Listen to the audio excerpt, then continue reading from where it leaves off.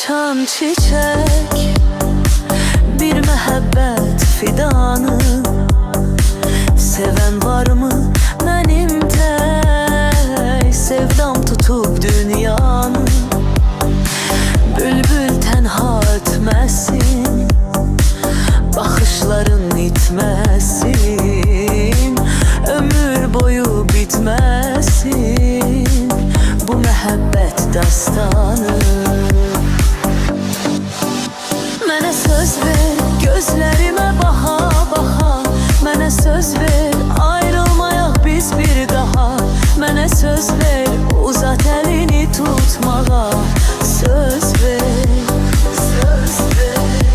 Mənə söz ver, bəxtəvər olun dünyada. Mənə söz ver, əlvida deyək fəryada. Mənə söz ver, mənə söz ver, mənə söz ver, mənə söz ver.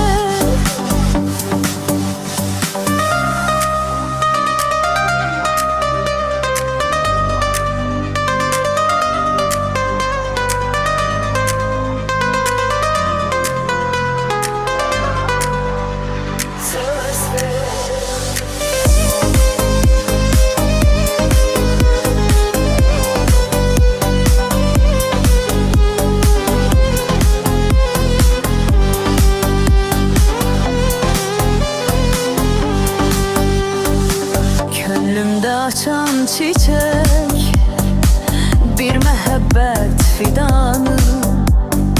Seven var mı benim tek, sevdam tutup dünyanı.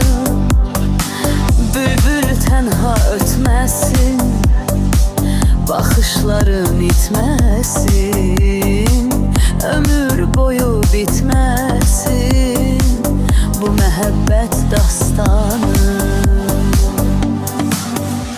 Mənə söz ver,